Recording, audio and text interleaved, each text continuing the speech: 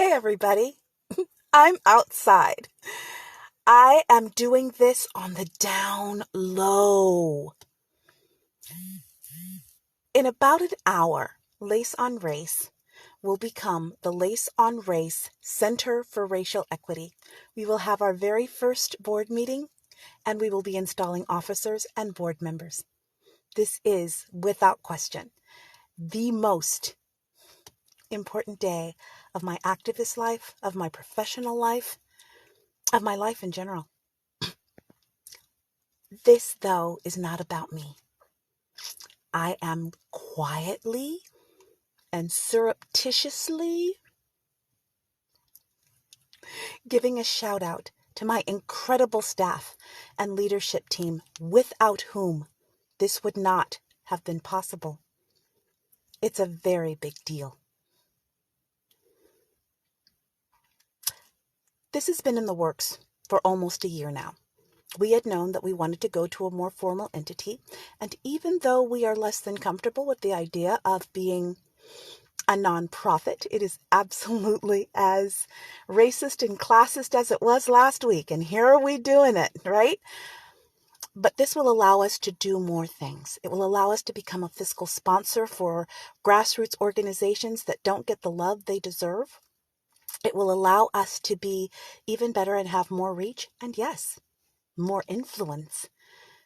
This is a really big deal in the life of Lace on Race. This year has been incredible, and we have been putting together the bones for what will culminate tonight, even as we dealt with Jim and Kate, even as we dealt with the Christian left, even as we have dealt with all of you holding me through my mother's illness and impending death.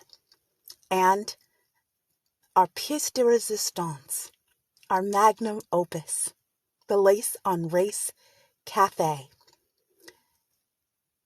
As I have said over and over to people who are in my leadership team, they don't get special perks, except tonight. They're getting a drink and a snack on me, because we're going to be celebrating. It's so exciting. But for the most part, they don't get perks. They don't get special treatment. If anything, it's harder.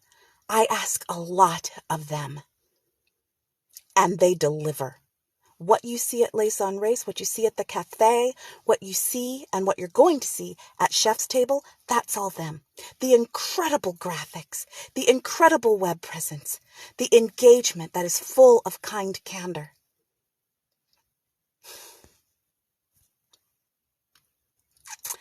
I chose for now not to wear my wig because I want to be completely naked with you. And they have seen me without my wig before. This is for them. This is for me to know just how much I love and esteem and honor you.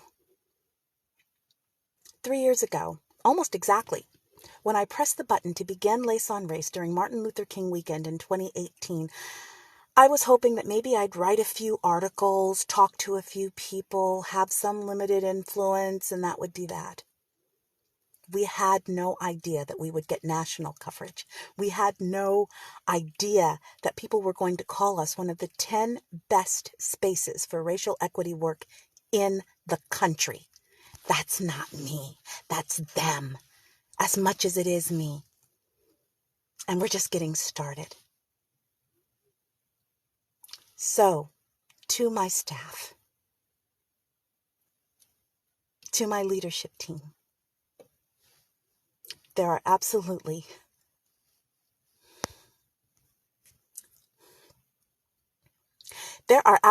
no words to tell you how I feel about you, how much I honor you, and how much I appreciate every word, every action towards our North Star, lessening and mitigating the harm endured by Black and brown people, perpetuated by white people. And you guys have that North Star front and center.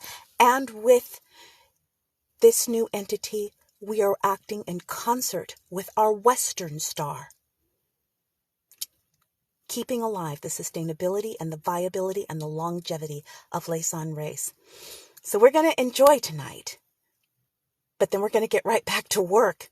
I still have an Asana list about 30 items long, and I know all of you do too. We're still in the final processes of finalizing our nonprofit status, and that's all them. I sit there and nod my head. They are giving me the freedom to do the things that I do best, which is write and research and engage and do videos and sometimes wear a wig, but sometimes not. They have held me. They have loved me. Lace on Race, the page, the website, and the new Lace on Race Cafe, and soon the Chef's Table are my absolute favorite places to be. But another favorite place I love is to be in Leadership Chat, where we do good business, but we also love and cleave. I want for all of you what we have in leadership. That's why I conceived of the Lace on Race Cafe, because this stuff, we always said to each other, this stuff needs to be bottled. Everyone should have what we have. Well, with the Lace on Race Cafe and with Chef's Table, you can have exactly what we have. You can have kind candor. You can have deep, sustaining community where it's full of resiliently, reliable, and relentless people who will hold you and will be places where your tired feet can stand, just as this staff has been for me. We have given you our best through the biggest challenges of the 57 years of my life. And I know that when my mother finally passes, and it's any day now, that the first place I'm going to go is in Leadership Chat, because these women know how to hold you. They know how to love on you.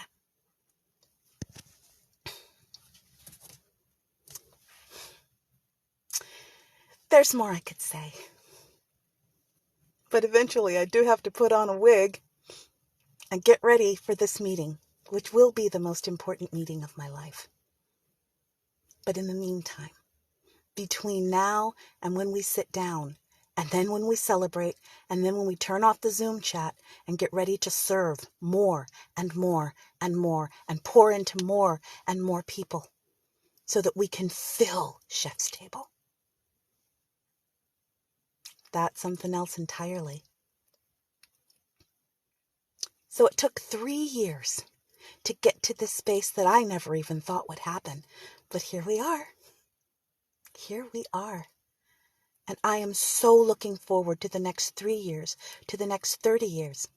And as much as I ask of my staff and leadership team, I'm going to be asking more of you all too.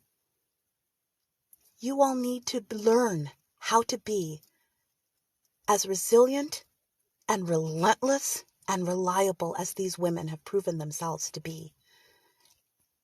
And we do have a recipe. It's in the guidelines and the pinned posts. Everyone knows that I am an addiction counselor by training. And one of the things that they say in recovery circles is, if you want what we have, do what we do. And with these women, oh yeah, every one of whom is worth emulation. Every one of whom is worth internalization.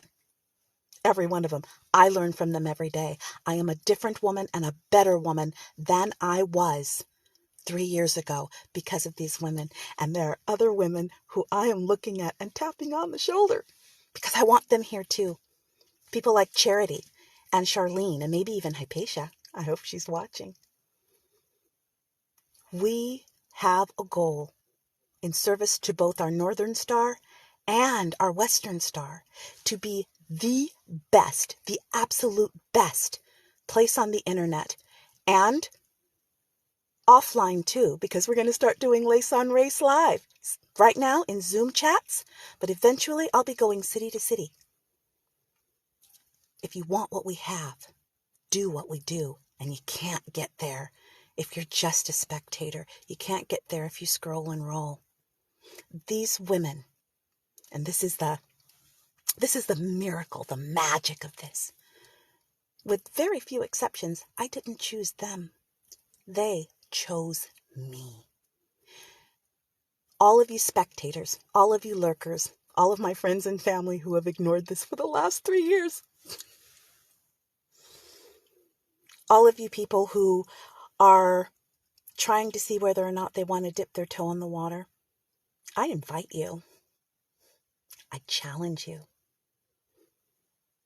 If you want what we want, do what we do. Someone said that we were awfully close to a cult today. Well, I don't know about that. But we do have a methodology. And we do have an ethos. And nowadays, people are so unused to methodologies and ethoses that people are held to with loving accountability and hesed that it must be a cult. If you're asking a lot of me, it must be a cult, because nobody asks very much of anyone anymore. We dare to ask because we know you can. So these 20 women who give their all every day, both relationally and professionally, to the ongoing concern that is Lace on Race. Thank you. Enjoy your snacks, because we're getting back to work tomorrow. I hope you like the surprise. I love you hard.